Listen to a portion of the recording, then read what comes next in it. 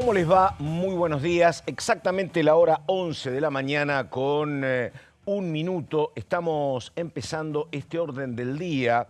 Un orden del día importante a partir de todo lo que pasó ayer acá en la Cámara de Diputados. Vamos a estar hablando primero con un protagonista importante, pero vamos a ir con la síntesis de todo lo acontecido.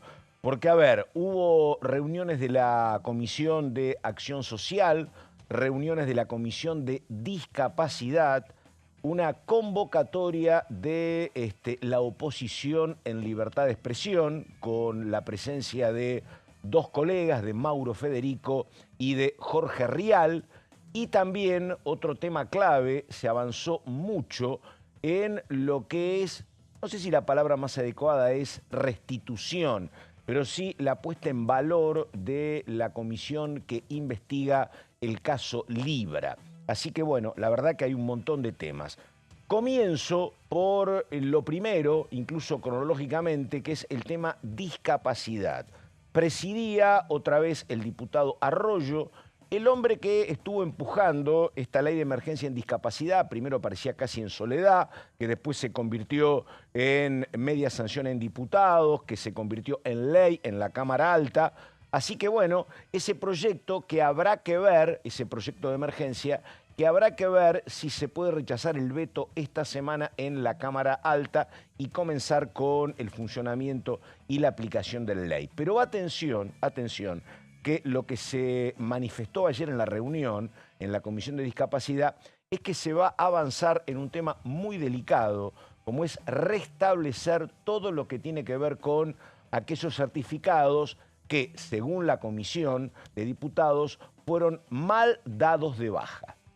Lo que habló básicamente en la comisión varios representantes es que hubo una cuestión sistémica por la cual primero no se le comunicaba nada a aquellos a los cuales se le restaba el certificado único de discapacidad. Algo así como que se enviaron 500.000 cartas y que la verdad recibieron esa documentación menos del 10%. Hay una mala praxis clara, dice, así que vamos a ver, en todos aquellos casos donde se considere que fue mal quitado el certificado único de discapacidad, vamos a tratar de reponerlo. Una historia muy complicada porque en el medio hay historias de carne y hueso muy dolorosas, gente que dice, tengo hijos con síndrome de Down, tengo hijos a los cuales, o esposos a los cuales le falta un brazo y le han quitado ese certificado único de discapacidad, no están cobrando la pensión, así que son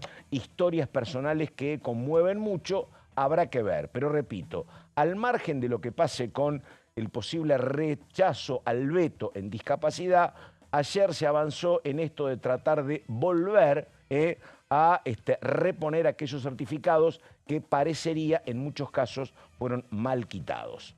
Primera cuestión. Ahí está después la diputada Sarapura, que la estamos viendo, hablando de la bicameral de defensa de los derechos de niñas, niños y adolescentes. Vamos a estar en un ratito con ella, pero vamos a otro tema muy importante, te diría que muy sensible en términos políticos, que es la puesta en valor de la Comisión Libra. ¿Por qué? Porque se insiste ahora en el tema Libra con que se va a enviar un pedido de informes al presidente de la Nación y se va a citar a la secretaria general de la Presidencia. Ahí está Maximiliano Ferraro en la titularidad de esta comisión que obviamente arrancó con un montón de problemas y que ahora está funcionando de manera más aceitada. El tema es el siguiente, la verdad, ¿qué va a pasar cuando se cite otra vez a la secretaria general de la Presidencia? Digo, ¿va a concurrir o no? Lo que estaban alegando ayer en la Comisión Libra era el siguiente dato. A partir de ahora, lo que puede manifestar la comisión es que si alguien no viene, puede ser citado por la fuerza pública. Habrá que ver. Hasta aquí, que acá lo hemos dicho varias veces, no es una política demasiado entendible. Nunca los integrantes de ningún poder ejecutivo son muy proclives a venir acá. pero el gobierno libertario es particularmente adepto a esto de no concurrir, salvo alguna excepción, creo que Petri vino en algún momento y algún otro funcionario, sistemáticamente no vienen y la verdad que creo que los problemas no se solucionan, sino que se dilatan y profundizan. Así que tenemos discapacidad por un lado, tenemos el tema Libra y la otra cuestión, la presencia, yo decía, de Jorge Rial y de Mauro Federico en la Comisión de Libertad de Expresión, que terminó convocando la oposición a través del vice de Chipi Castillo, donde lo que dijeron los colegas es que muy posiblemente hoy miércoles haya más novedades en materia de lo que ellos han estado difundiendo. Recordamos que hay como 2 instancias judiciales, pero indicaron tanto Federico como Rial que muy posiblemente hoy se escuchen o aparezcan nuevos audios, así que bueno, se verá el decurso de la cuestión. Así que nada, mucho tema. En un ratito vamos a estar con Daniela Romero hablando de algo que es muy importante, que es ver cómo se puede blindar el tema económico y que no haya intentos de votar leyes que excedan lo que es el equilibrio fiscal. Lo va a explicar Romero en un ratito, pero más o menos por acá los temas de una jornada ayer muy importante. Títulos y seguimos.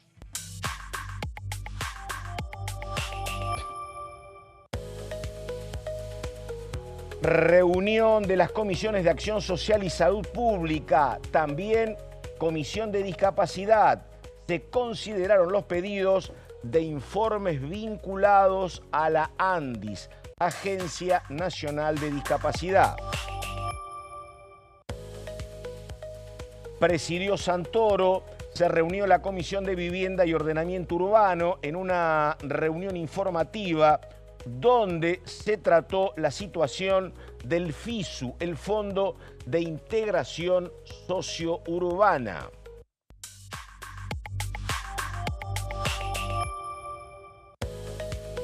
Lo decíamos en la presentación, Comisión Investigadora del caso Libra se reunió ayer para aprobar el reglamento interno de funcionamiento que habilita la citación, incluso con respaldo de la policía, si se niegan a concurrir a las convocatorias de la comisión. Veremos. Bueno, 11 de la mañana con 10 minutos. Ella es Daniela Romero. ¿Cómo le va, Romero? ¿Qué dice? Buen día, Pato. Me Bien. encantó que dejaste como el veremos Y abierto. porque, claro, habrá que ver. Esto antes no arrancaba nunca, el tema Libra, se puso en funcionamiento, se saldó con la presidencia de Ferraro, pero lo que están planteando ellos, este histórico tema de si es citado un ministro y no viene, ¿qué pasa? Bien, Sí. ¿no pasa nada o se puede recurrir a alguna acción? Ahí estamos, alguna acción que haga más imperativo el tema de la convocatoria, por eso digo que veremos. Sí, va a ser un tema que está atravesando varios plenarios de comisión en diputados Sí. y también puede que atraviese el Senado, Pato. Y más que nada por lo que tiene que ver con la famosa citación a la secretaria general de la presidencia, que no es ministra. Entonces Claro. ahí está el tema, porque sí, pues puedes citar a ministros, pero como ella no tiene ese rango ministerial, entonces se abre también este debate reglamentario de si ella está obligada o no obligada a asistir. Y es algo que resurgió, se empezó a revivir en el marco de lo que es el caso Libra. Lo vimos ayer, en el marco de lo que tiene que ver con la investigación sobre lo que pasa en el ANDIS, en la Agencia Nacional de Discapacidad. Y también puede ser que se reflote en el Senado. A priori, Pato, yo creo que la novedad que... no sé si es tanto novedad porque ya un poco lo habíamos dicho la semana pasada. Era muy probable que se confirme una sesión para este jueves En el Senado. en el Senado de la Nación para insistir sobre el veto, Claro. sobre el proyecto de ley de emergencia en discapacidad. También se va a tratar la ley que modifica el régimen de los decretos de necesidad y urgencia. Y ayer, Este es Pato, muy sensible. sí, porque lo que básicamente lo que hace es ir para atrás en lo que estableció la ley de Cristina Fernández de Kirchner para que los decretos de necesidad de urgencia se puedan mantener solamente con el aval de una sola cámara, ¿no? Esto lo que significaría es que como un proyecto de ley que con 2 cámaras sea necesaria la aprobación de las 2 cámaras para que se convalide un decreto de necesidad de urgencia, pero además establece un plazo. Lo del plazo es tremendo, porque es como que Claro. no te deja que, No. que empiece a caminar la normativa, porque bueno, si a los 90 días se baja, la seguridad jurídica no existe.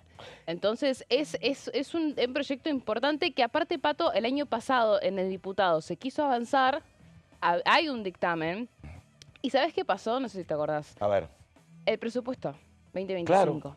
¿Te Che, acordás? perdoname, no, pero digo, ayer Mayans, uno puede entender que Mayans es opositor y que Mayans está metiendo un discurso político muy entendible.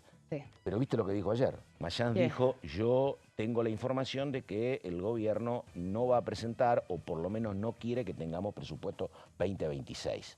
Llamativo para empezar. Bueno, pero es obvio que va, o sea, ¿Va a decir eso?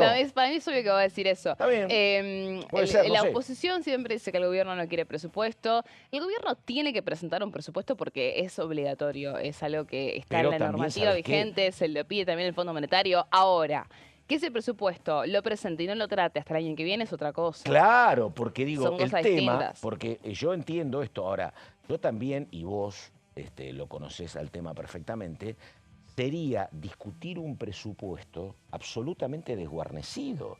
Porque si vos tenés a un Senado que te vota en contra de tu política de DNU, que te vota en contra de tus vetos, que acá se autoconvocan para libertad de expresión, Sí. ir a discutir el presupuesto es un... Claro. Si no se discutió en el las- año pasado, que más o menos, Exactamente, eso te iba a más o decir. menos había como... Exactamente. Y menos ahora. Ahora, lo que sí me hace Por eso acordar digo, es por eso que... lo que dice Mayans tiene Sí. una base de El año certeza. pasado, cuando se discutió el presupuesto, también se estaba queriendo avanzar con esta reforma de los decretos de necesidad de urgencia en diputados. Hubo dictamen, todo, pero no se llegó al recinto porque el gobierno consiguió ayuda de algunos gobernadores con la promesa de avanzar en la negociación del presupuesto, porque bueno, se había cajoneado. Dijeron, bueno, lo reabrimos, pero no me des quórum para la sesión de los Sí. DNU. Y ahora va a pasar un poco parecido a la historia, porque estamos de vuelta con que el Senado quiere aprobar, obviamente todo sería por 2/3, igual el del DNU tiene dictamen de comisión en el Senado. Aprobar este proyecto de ley para limitar el poder de legislar del presidente, básicamente es eso, ¿no? Va a pasar a diputados, ponele que la semana que viene. Sí. Y si diputados lo empieza a tratar, va a coincidir con la fecha de ingreso del presupuesto 2026. Totalmente. O sea, es la misma situación que el año pasado. Enseguida te metes en tu tema. Sí. Pero llega Romero y se disparan varias cuestiones para hablar, Romero, ¿no? Porque digo, yo por ejemplo lo veo a Toto Caputo hablando del riesgo Cuca y dice que el kirchnerismo se empodera en el Congreso para votarme todo en contra. El brazo armado del kirchnerismo. Dice. Exactamente, ahí está, brazo armado. Ahora digo, ¿vos alguna vez buceaste, preguntaste? Porque acá lo que hay es que este brazo armado del kirchnerismo está empoderado en el Senado desde siempre, pero acá eran 100 diputados importantes pero cabizbajos que miraban cómo la película pasaba por los otros 160. ¿En el gobierno hay algún registro de que o no seduciste de la mejor manera o algo pasó con parte del radicalismo, de la coalición cívica, del PRO, de Encuentro Federal y de los gobernadores, que aquellos 40 diputados que eran tu sostén se fueron para el otro lado? ¿Hay algún registro de Bueno, es eso? parte también de la interna, la famosa interna, histórica interna, con respecto de cómo funciona, cómo repercute en el Congreso y en las alianzas el armado nacional, ¿no? El armado de Muy las bien. listas. O sea, lo de Corrientes no sería una cuestión aislada. Decís. Por supuesto que no, lo de claro. Corrientes es clave porque aparte, bueno, Carlos Camao Espínola era un senador prácticamente violeta, lo decimos siempre, era un libertario más. Claro. Y ahora es uno más de la oposición. Sí es cierto que de todos modos... Ahora, yo hablo con el diario del lunes, pero mamita los errores entonces. Ahora que, bueno, si hubiesen ganado, a lo mejor me decían, acá tenés, ganamos, pero el tema de Corrientes fue un error que igualmente, no sé si es que fue tanto error, el tema es que no había forma de acordar, Pato. Porque no. todos sabían lo que iba a pasar en Corrientes, sabían que no era un candidato fuerte, sabían que no iban a poder competir realmente. Entonces, era una derrota cantada, por decirlo de alguna forma. ¿Qué fue lo que pasó en ese cuestionamiento? Hasta último momento se habló de hacer un acuerdo con Valdés. Hasta último momento. Realmente fue algo que Valdés no aceptaba las condiciones de la Libertad Avanza, y la Libertad Avanza, que tuvo su candidato encabezando en todas las alianzas que hizo con los gobernadores, Valdés le decía que no. Sí. Entonces ahí no había posibilidad de acuerdo. Ahora yo me pregunto, Pato, pregúntate. Prestemos atención a lo que hace Camau este jueves. Y prestemos atención a lo que va a seguir haciendo de cara a las elecciones, porque una vez que ya pasó la rivalidad de Corrientes hay que ver cómo se va acomodando. Completamente de acuerdo, pero al margen de Corrientes y todo tuyo después, yo lo que pregunto, lo que digo es, cuando vos, tal vez empoderado, porque habías aprobado la ley bases, ¿no? Vos no cerrabas el más mínimo acuerdo con Emilio Monzó, con Pichetto y con la coalición cívica y se te iban desgranando. Digo, ¿había conciencia de que romper con todos esos ex aliados te podía llevar a un lugar muy incómodo o no había tanta conciencia? A mí me parece que se suponía que el gobierno iba a tener un flight to quality, un salto a la calidad en materia económica que iba a hacer que las fuerzas se reacomodaran desde otro lado, me parece. Puede ser, puede ser. Puede ser que en realidad haya puesto más la expectativa en el plano económico y que eso iba a ser todo. Yo te digo, Pato, el gran imán que te sigue siendo un imán aceptable en la elección. Si vos me pedís mi opinión personal, a mí a priori me da que no existe tal conciencia en ningún sentido, porque no veo que hayan estrategias mirando a largo plazo y mirando en las consecuencias de lo que pasa. Pero no solamente desde un sector del gobierno, en todo el gobierno pasa lo mismo. En todas las estrategias políticas es como que es muy cortoplacista y no se piensa quizás tanto a largo plazo y cómo eso puede repercutir en el futuro. Yo creo que igualmente todos sabían que el Congreso iba a ser hostil hasta las elecciones y eso no es sorpresa de nadie. Por ende, que todas las reformas de peso queden para el año que viene o extraordinarias, inclusive también el presupuesto, me parece lógico incluso, ¿no? Totalmente. A ver, Romero, que te llevé por otros caminos. Siempre somos como que vamos arbolando. La responsabilidad es tuya, Romero, nunca mía. No, escucha una cosa.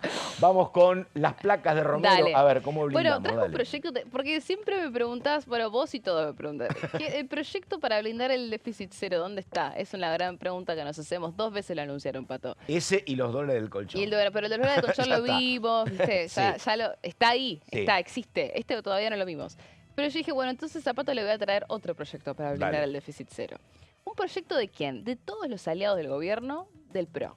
Que lo encontré, que se presentó el año pasado, la semana pasada, y que tiene la particularidad que, a ver cómo lo interpretás vos, Pato, pero a mí me da la sensación de que es un proyecto que te dice, de algún modo, yo como aliado tuyo, porque ahí lo vemos en placa, mirá quién firma. Santilli, Ritondo, Finocchiaro, Giudici, Fernando Iglesias, De Sensi. Arabia. O sea, todos aliados mucho bullrichismo y mucho bullrichismo y bueno, y ahora también candidatos que Ritondismo. Ritondismo, candidatos que son de la alianza del PRO con la Libertad Avanza, ¿no?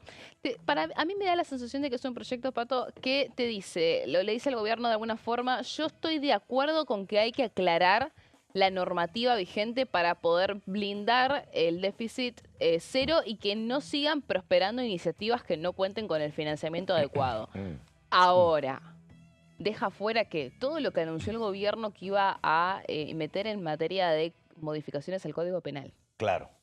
Entonces, eso que hay que ver qué es cómo se materializa, porque hasta ahora no vimos el proyecto, pero que había anticipado el gobierno, que tenía que ver con literalmente penar a los funcionarios. El presidente había dicho legisladores, Adorni dijo funcionarios, que básicamente no cumplan con la prohibición de la emisión monetaria. Bueno, esto no va en ese sentido, pero sí de alguna forma quiere acercarse a esto de, bueno, hagamos que la ley sea más fuerte en materia de que no se pueda avanzar con proyectos que sean deficitarios.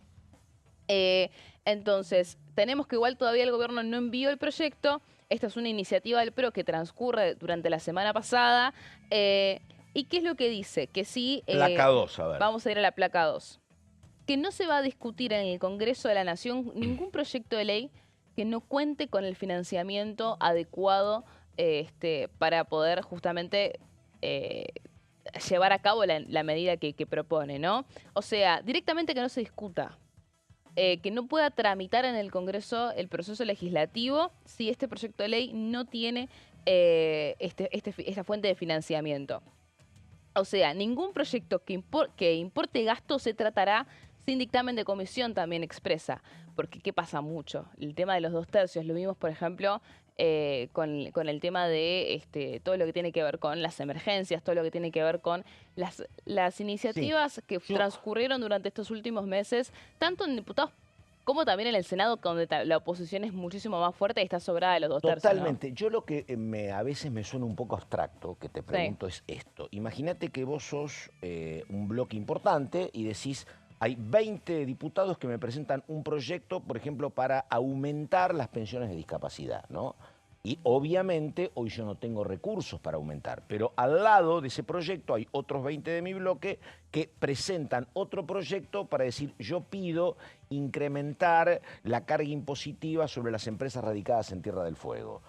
Con eso voy a recuperar 1.500 millones de dólares y los 1.500 millones de dólares los asigno a pensiones por discapacidad. ¿Y cómo hacemos con eso? Yo no me estoy yendo fuera del presupuesto, te estoy diciendo, andé, busca plata en otro lado. Eso es lo que no sé. Por eso me parece que puede ser abstracto. Sí, a ver, eso en realidad siempre es abstracto en materia de que nunca se establece como un número fijo que yo no se te pongan digo que todos de gastes acuerdo. más, te digo que gastes lo mismo, pero que busques de otro lado. Bueno, por ejemplo, el proyecto de jubilaciones un poco planteaba eso. Bueno, démosle plata a los jubilados sacando plata de todos estos lados. Que no alcanzaba. Pero decía el gobierno que no alcanzaba. Y también habían algunas modificaciones de las cuales los propios diputados que habían aprobado el proyecto no estaban al tanto que estaban votando eso. Derogaciones de exhibiciones tributarias, por ejemplo. Las sociedades de garantías recíprocas, por ejemplo. O sea, no fue un proyecto que haya tenido como un análisis minucioso. No. De hecho, este dictamen que provenía del de Nicolás Massot se incorporó a último momento durante la sesión en el dictamen final que se terminó aprobando. Entonces, acá lo que te dice un poco, lo que entiendo que te quieren implementar es que tenga una fuente de financiamiento concreta. Porque si vamos a discutir y tirarnos números por la cabeza de si alcanza, no alcanza, y cuánto es y cuánto no es, entonces es muy difícil. El tema es que también esto se tiene que dar en la discusión. Previamente hay siempre un buen trabajo de la OPC que te dice. No, previamente no. La OPC... Después. Saca los informes después de que el Congreso, o que una Cámara ya lo haya aprobado, o que el Congreso lo haya sancionado en general. Pero entonces es muy difícil, y aparte, esto en realidad se tiene que discutir, Pato, digamos de todo, en el marco del presupuesto. Totalmente, por eso obviamente. Ahí es donde tendría que en realidad discutirse todas estas partidas, Pato. A ver, Romero, la placa 3, y vamos a la pausa y después seguimos tras el corte. Bueno, ¿qué dice la placa 3? La ley 24.156, que es la ley de administración financiera, ya contempla esto, ya lo hemos visto, que dice que toda ley que no autorice gastos no previstos debe especificar las fuentes de financiamiento. ¿Qué es lo que te dice el proyecto del PRO? Vamos a la siguiente placa. Agrega a ese artículo de la ley de administración financiera que tanto menciona el presidente de la Nación, que será considerada nula cualquier ley que no cumpla con lo establecido directamente. Ahí estamos. Bueno, me queda la 5 todavía, que es una buena síntesis. Repito, proyecto del PRO para blindar el equilibrio fiscal. Esto es orden del día. Estamos con Daniela Romero. La pausa y ya venimos.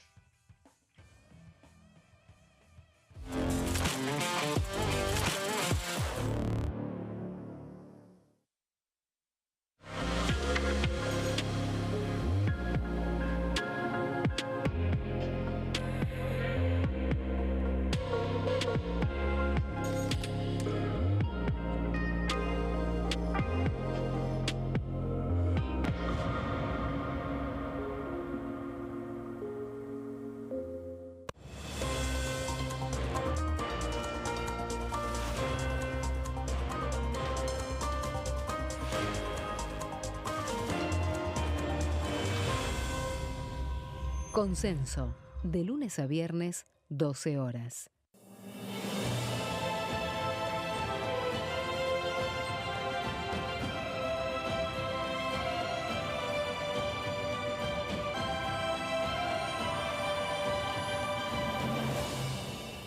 La bancada, de lunes a viernes, 13 horas. ¿Cómo funciona el Congreso? Cuando un proyecto de ley ingresa a la Cámara de Diputados, ya sea presentado por un legislador, enviado por el Poder Ejecutivo o producto de una iniciativa popular, se trata primero en el ámbito de las comisiones. Las comisiones son el espacio de análisis y debate sobre los proyectos conformadas por legisladores de distintos bloques. Hay 46 comisiones permanentes que son centrales en la discusión parlamentaria, como Presupuesto y Hacienda, Asuntos Constitucionales o Legislación General. Existen también 32 comisiones especiales que tratan temas específicos. En su mayoría son bicamerales, es decir, que están compuestas por diputados y senadores, como la bicameral de trámite legislativo, encargada de analizar los decretos del Poder Ejecutivo. Para que un proyecto sea tratado en el recinto, debe contar con el apoyo de la mayoría de los integrantes de las comisiones a las que haya sido girado. Al finalizar una reunión de comisión, se dictamina sobre la pertinencia de tratar el proyecto en el recinto. El dictamen puede plantear la aprobación del proyecto o su rechazo.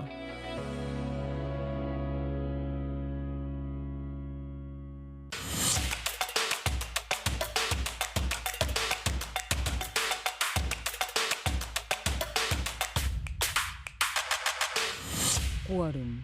De lunes a viernes, 14 horas. El sarampión es una enfermedad viral altamente contagiosa. Que no juegue con tu hijo. Puede poner en riesgo especialmente a menores de 5 años no vacunados. Ante la aparición de fiebre y manchas rojas en la piel, consulta de inmediato con un médico. La vacuna es la única forma de prevenirlo y es parte del calendario nacional de vacunación. Es segura, gratuita y está disponible en vacunatorios, centros de salud y hospitales públicos del país. Vos ya tenés esta vacuna, dásela a tus hijos. Elegí prevenir.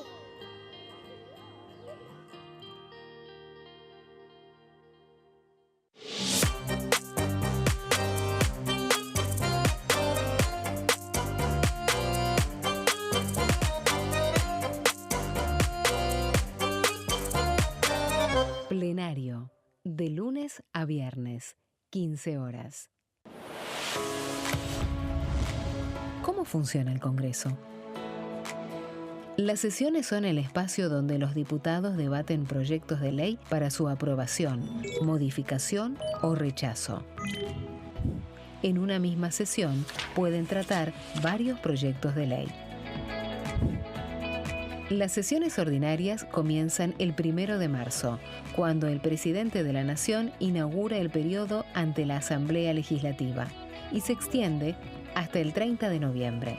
El Poder Ejecutivo puede convocar a sesiones extraordinarias o prorrogar las sesiones ordinarias.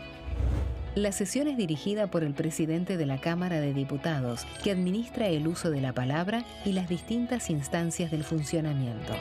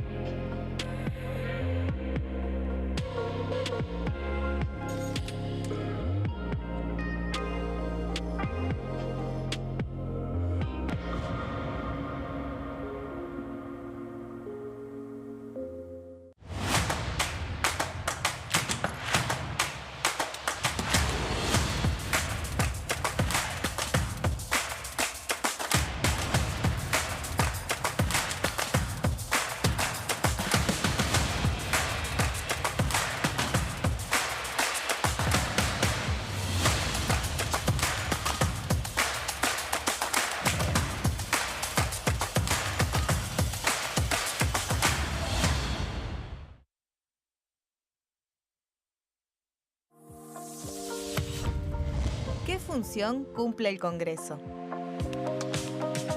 El Congreso ejerce su función legislativa a partir de la deliberación y sanción de leyes que busquen el bien común de todos los habitantes.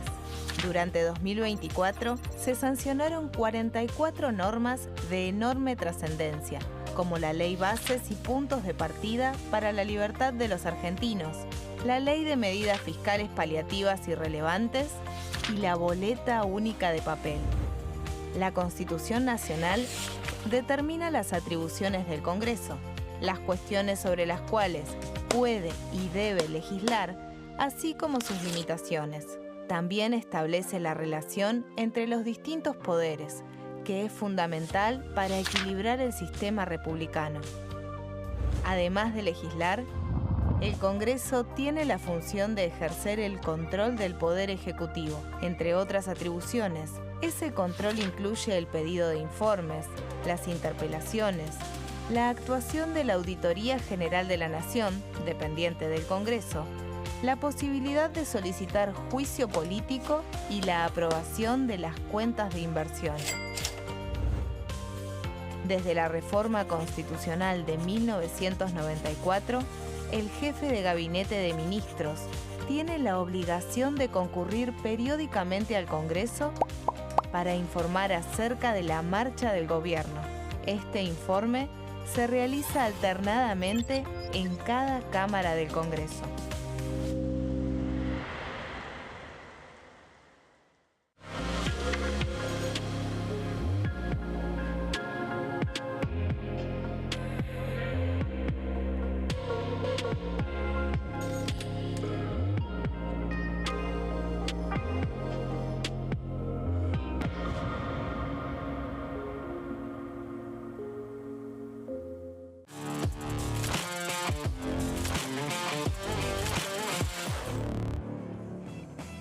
Bueno, segunda parte de orden del día, lo habíamos anticipado, muy buena síntesis vamos a hacer con el diputado Carvajal, hombre de la provincia de Formosa, porque hubo 3 o 4 temas clave, así que vamos a ir punto por punto con el hombre de la Unión Cívica Radical.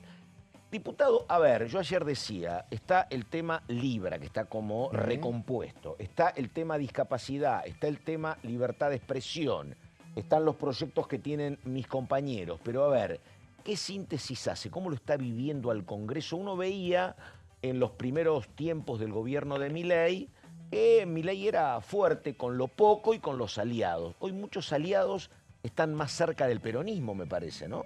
O unidos por otras banderas, cuénteme. Creo que el Congreso está en un buen momento, particularmente la Cámara de Diputados, pero también el Senado ha tenido protagonismo en cuanto a que por primera vez, después de mucho tiempo, está cumpliendo el rol institucional que tiene, que es de ejercer de freno y contrapeso del poder al Poder Ejecutivo. Esto es lo que estamos viendo en este tiempo.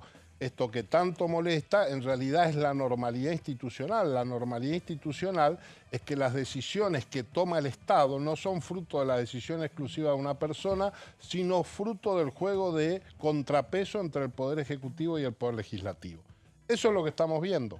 Estamos viendo un Congreso que le está poniendo frenos a un presidente que ha pretendido gobernar de espaldas al Congreso, como lo anunció simbólicamente el día que asumió, y un Congreso que al principio se mostró dubitativo y complaciente en virtud de alianzas políticas que el gobierno logró, y luego, consecuencia de su propia torpeza, de su soberbia, de sus modos autoritarios, quebró esos acuerdos y generó espacio para que quienes creemos que hay que aprovechar esta coyuntura histórica para mejorar la calidad institucional, encontráramos el camino para hacerlo. Perdón, recién hablábamos con ella, porque es como de ese tema, ¿no? Porque el gobierno efectivamente consigue respaldo para ley bases y después va perdiendo de a uno, de a dos, los propios, el radicalismo que se divide, Encuentro Federal, los gobernadores.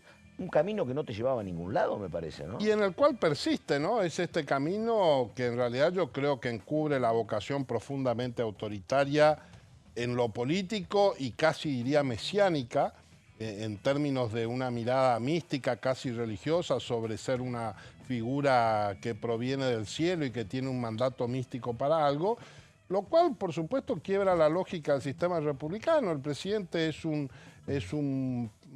funcionario más electo por un plazo limitado de tiempo, que tiene un cierto margen para proponer algunas reformas, para hacer otras, y en otros aspectos tiene que sentarse a buscar acuerdos.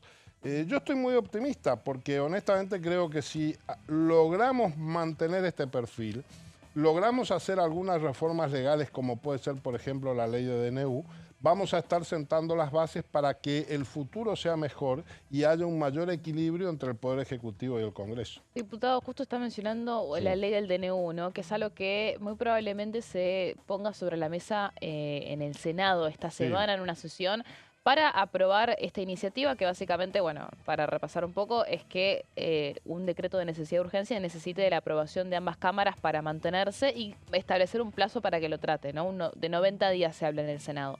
Hay una idea de su bloque de ya impulsar una sesión acá en diputados para tratar ese tema. Entiendo que tuvo dictamen el año pasado, es un tema que ya venía avanzado y en conjunto también con dictámenes que transcurrieron, por ejemplo, durante la jornada de ayer, que requieren del emplazamiento de otras comisiones para poder avanzar. ¿Hay una sesión prevista para todo esto? Mira, respecto a DNU, sí, primero, como decís bien, hay en la Cámara de Diputados ya hay un dictamen, en realidad hay varios dictámenes, pero está dictaminado el tema. Nosotros lo habíamos incluido en una de las sesiones que había pedido Democracia para Siempre, lo incluimos.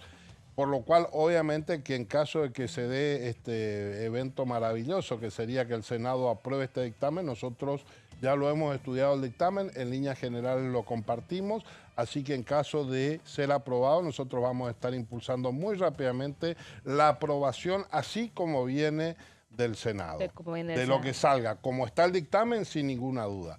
Y es, para mí, la gran discusión en estos meses. Si nosotros no logramos sacar la reforma a la ley de DNU, mantenemos abierto esta posibilidad de vulneración constitucional y de desequilibrio entre el rol del Congreso y el presidente. Así que, por supuesto que vamos a poner todas las energías en lograr, en caso que el Senado lo apruebe, de lograr el tratamiento inmediato en la Cámara de Diputados. No está previsto una sesión, todavía no hay fecha, porque esta semana, como ustedes saben, era muy difícil por las elecciones en la provincia de Buenos Aires, pero sí estamos conversando políticamente con los distintos sectores para las próximas semanas tener alguna sesión, porque hay varios temas que seguir tratando. Una pequeña pregunta con respecto a esto. ¿Cree que va a poder tener el apoyo de Unión por la Patria? Porque nosotros siempre hablamos de la ley de DNU y lo que anticipamos es el peronismo, que es un partido del poder que tiene capacidad de volver a estar en el Poder Ejecutivo, que fue de hecho el autor de la ley inicial que hoy hace que con una sola quiere cámara... la menos dependencia posible, como casi cualquier ejecutivo del Congreso. Y claro, ¿creen que tienen el apoyo para en este caso avanzar con esta modificación? No lo sé, pero creo que ha habido un cambio en el peronismo. Yo recuerdo que ni bien asumió mi ley, lo conversé con algunos miembros de la bancada de Unión por la Patria y me expresaron esto que vos decís. Capaz que cuando nosotros volvamos queremos tener este instrumento. Nosotros también nos sentimos que vamos a llegar al gobierno, pero queremos gobernar sin DNU, salvo cuando los DNU son como eran al comienzo, ¿no? Ocasión de guerra, emergencias. Y lo bueno, digamos, el origen del mal es esta ley de Cristina Fernández de Kirchner, que realmente desnaturalizó el rol del Congreso. Ahora, es cierto que ni el kirchnerismo ni el macrismo no lo usó de la manera exagerada en que lo está usando Milei. Entonces, por esto esta necesidad. Yo confío honestamente que en esta etapa el peronismo va a entender de que mantener este instrumento lo único que hace es causar un perjuicio al funcionamiento institucional. Quizá no lo hagan por convicción republicana, sino por argumentos políticos. Pero bueno, a veces las cosas buenas se hacen no por los mejores motivos, pero se hacen y los resultados son pero buenos. me parece que lo que pasa en el Senado es una señal, porque si en el Senado convalidan, no ha pasado que voten de una manera en el Senado. Alguna vez, pero generalmente hay un alineamiento entre las dos cámaras.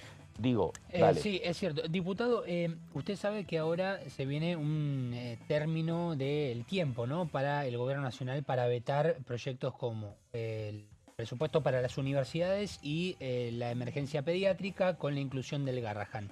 En los tiempos dirían que para el próximo jueves o viernes ya se terminaría el plazo. Le pregunto, por alguna información que estuve averiguando, ¿existe la posibilidad, por lo menos entienden ustedes, que en universidades haya o no un veto parcial? La verdad que no lo sé, no tengo información. ¿Qué puede llegar a hacer el gobierno? Si tengo que hacer un diagnóstico político, lo veo difícil, porque en esto hay una absoluta irracionalidad del gobierno que toma esto solamente como elementos de una lucha política.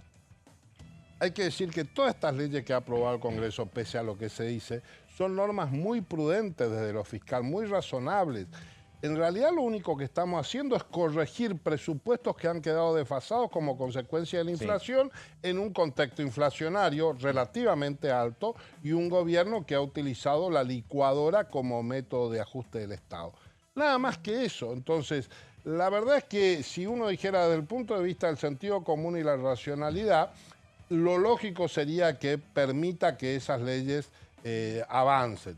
Yo reitero, como desde lo político y en el contexto electoral en el que estamos, estoy casi persuadido de que el gobierno va a sobreactuar su respuesta a través del veto. Estamos hablando con el diputado Carvajal, que está en comisiones clave, Derechos Humanos y Garantías, vicepresidente segundo de Asuntos Constitucionales, es vocal de Economía, vocal de Libra, de Juicio Político. Hablando del tema Libra, había una discusión, porque ahora lo que se está planteando es, si se niegan, creo que hay un pedido de informes para el presidente y citación para la secretaria general, que sean convocados por la fuerza pública. ¿Eso es por la galería? ¿Tiene alguna primero, transmisión concreta? ¿Cómo es eso? Digamos esto, es diferente la decisión que se ha tomado respecto al presidente, se le ha hecho un pedido de informe por escrito. Respecto a la secretaria general, sí la comparencia. Creo que esto habla, por un lado, de la mesura y prudencia que está teniendo esta comisión. El presidente, ambos pueden negarse a responder las preguntas. ¿Por qué? Porque pueden invocar el artículo 18 de la Constitución Nacional, que establece la facultad de abstenerse de declarar si entiende que eso lo puede perjudicar. Y es cierto que ambos están, en principio, con carácter de imputados en las causas penales en trámite. Imputado no es una situación de hecho, ¿no? Cuando uno aparece como sospechoso. No hay todavía una decisión judicial ni fiscal de convalidación de responsabilidad. Pero sí hay una indicación de que son potenciales responsables. De hecho, nosotros mismos estamos diciendo que hay una potencial responsabilidad. Por lo cual, desde ahí opera la garantía de abstenerse de declarar. Ahora, en el caso de, el presidente no tiene que comparecer, o sea que va a tener que responder por escrito. Si invoca esta facultad y decide no responder, no tendremos nada que decir. En el caso de la secretaria general, ella sí tiene la obligación de comparecer. Toda persona que haya sido citada tiene la obligación de presentarse. Ahora, yo no, honestamente, para ser realista, yo no vislumbro que estemos dando una orden desde el Congreso para traer por la fuerza pública. No me parece un escenario razonable. Yo lo que creo que es razonable es que la secretaria general venga y se presente. Esto es lo que sucede en cualquier país normal. Si decide no hacerlo, bueno, tendremos que decidir. La posibilidad potencial de esto está presente. No sé si resolveremos hacerlo o sencillamente lo que sucederá será que quedará expuesto ante la opinión pública la sospecha o la confirmación de sus responsabilidades frente a una persona que no invoca una garantía constitucional, sino que se niega a responder preguntas que son absolutamente razonables, que tienen que contestar. Bueno, voy a aprovechar, Pato, que lo tenemos al diputado Carvajal, que sabe mucho de estos temas. Justamente hoy había preparado un tema de un proyecto que presentaron esta semana algunos diputados de la Libertad Avanza y tiene que ver con la imprescriptibilidad en algunos delitos como homicidio doloso, robo seguido de muerte, lo que significa un secuestro seguido de muerte. Digo, ¿qué debate se podría generar ahí en caso de que este proyecto avance? A ver, primero creo que hay que decir de que cualquier debate que hagamos de reforma al Código Penal vale para la parte general, que es esto, y vale para la parte especial. Deberíamos hacerlo en el marco que el propio Ejecutivo, este Poder Ejecutivo ha planteado, que es la existencia de una comisión que ha armado el Ministro de Justicia. Lamentablemente, durante este año y medio hemos tenido al Ministro de Justicia con una comisión de expertos proponiendo una reforma integral del Código Penal, la Ministra de Seguridad mandando cada 3 días y medio un proyecto de reforma al Código Penal y después todo el cuentapropismo punitivista que todo el día están presentando un proyecto para aumentar las penas. Esto termina convirtiendo cualquier código penal en un verdadero mamarracho. Es interesante la discusión sobre la prescripción o no de los delitos. Yo decía recién este caso tan sonado que ha existido ahora de este joven que fue asesinado. Exactamente. Digo, porque hay datos concretos que permiten... Que apareció después de 40 años. Después de 40 en la vecina, años, en la casa colindante con Gustavo Cerati, que exacto, por eso se conoció, si no, no pasaba nada. Así mismo es. Y la vecino mío no se enteraba. No, quizá hubiese pasado igualmente, porque en esto hubo una actuación muy seria también de la Fiscalía. Y lo que pasa es que los familiares del fallecido se enteraron porque... Exacto, por la difusión pública era la casa que de tuvo. Cerati, sí. Pero, digo, es un caso interesante que pone en discusión válidamente esta cuestión y me parece que es una discusión que hay que dar. Pero hay que entender que en esta discusión hay que tener dos conceptos. Una cosa es la imprescriptibilidad de la acción penal, es decir, la posibilidad de abrir una investigación. Ahora, esto no quiere decir de que nosotros podamos tener a la gente sometida a proceso por décadas como las tenemos. Entonces, yo lo que digo es, si vamos a discutir imprescriptibilidad, tenemos que empezar a discutir también de manera muy firme lo que es la extinción de la acción penal. ¿Qué es esto? Quiere decir que desde que el Estado a mí me señala como potencial responsable, el Estado tiene la obligación en un plazo que tiene que ser breve, 2 años, 3 como máximo, resolver de manera definitiva si yo soy culpable o inocente.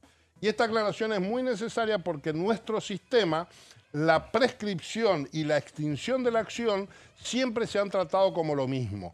Y entonces hemos llegado a esta locura de que vos estás durante 30 años imputado de un delito sin que te digan si sos culpable o inocente. Y esto es inaceptable desde la perspectiva constitucional y de los tratados internacionales de derechos humanos. Desde esa perspectiva, abierta la discusión y es válido que la tengamos en el marco de una reforma integral del Código Penal de la Nación. El diputado Fernando Carvajal, hombre de la provincia de Formosa. Diputado, muchas gracias. Hasta cualquier momento. Buenos días y seguimos hablando. Ha sido un gusto. Vamos nosotros con la diputada Sarapura, diputada radical de la provincia de Jujuy. Derechos del niño, audiencia pública. Esto dice la diputada. A ver. Estamos en la tercera jornada de la audiencia pública donde cada uno de los postulantes viene a presentar su plan de trabajo, a defenderlo. Para nosotros es fundamental y por mandato de las organizaciones y la función que tiene saber que no solo tienen una formación académica, técnica, especializada en derecho de niños y niñas, sino también conocer los enfoques y la mirada con que van a desarrollar el cumplimiento de su función. Entonces hemos recibido a casi más de 60 hombres y mujeres de distintas disciplinas, abogados, psicólogos, docentes, sociólogos, que han venido a dar a conocer su plan de trabajo, que han venido a defender su propuesta con la presentación de distintos abordajes, el abordaje interseccional, el abordaje integral, el intercultural, su mirada de cómo llegar al territorio, ratificando su vocación de respetar el federalismo. La verdad es que muy contento porque hemos recibido gente de Jujuy, Chubut, Tierra del Fuego, Corrientes, Tucumán, Salta. La verdad es que hemos tenido una gran presencia territorial y eso marca la importancia que tiene la Defensoría de los Derechos de Niños y Niñas en este momento del país. Nosotros hemos empezado el 18 de julio, llamando a inscripción, donde se han postulado más de 250 hombres y mujeres. Hemos construido un cronograma, un reglamento, hemos tomado el examen escrito anónimo, donde han participado 147 postulantes y han aprobado 70.